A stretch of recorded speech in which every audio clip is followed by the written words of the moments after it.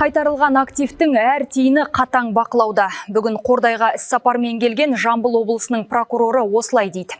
Ол аймақтағы аталған қаражат есебінен салынып жатқан нысандардың жұмысымен танысты.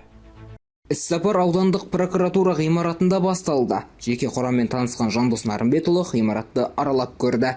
Кейіннен ол Қарасай Батыр ауылындағы су құбырының құрылысымен танысқан. Бүгінде мұндағы жұмыстың 80% аяқталыпты. 23 адам мен 6 техниканың жұмылдырылғаны тағы бар. Құрылыс мерзімі бізде жоба бойынша 9 ай болды. Жұмыстың басталуы ағымдағы жылдың ақпан айында басталған. Аяқталу мерзімі осы жылдың 26 жылдың қараша айында. Мердігер мекеме Кастрой эксперт мекеме болып табылады. Құрылыстың техникалық бақылаушысы құрылыс монтаж экспо. Қазіргі таңда жобаның құны, жалпы құны 2,4 миллиард теңге. Нысанды аралау барысында арнайы келген аудан әкімі Бекзат Болатбеков атқарылып жатқан жұмыстармен таныстырды. Жұмысшылар және ауыл тұрғындарымен сұхбаттасқан облыс прокуроры қайтарылған активтердің әр тиыны қатаң бақылауда болатынын жеткізді. Мемлекет басшысы мен бас прокурордың тапсырмасы бойынша прокуратура органдарымен заңсыз активтерді қайтару жұмыстары жалғасуда.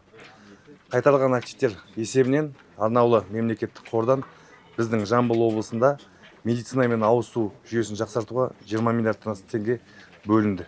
Барлық бүткіл облыс бойынша бүткіл нысандардың құрылысы мен бөлінген қаражаттың тиімді жұмсалуы облыс прокуратурасы мен әкімдігінің жеке бақылауында.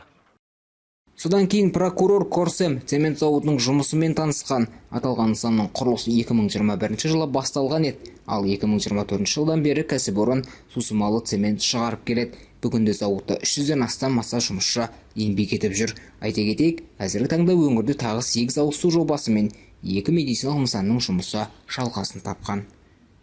Нұрбақыт Мұсатилаұлы, Дәулет Акимов, 24 Ньюс.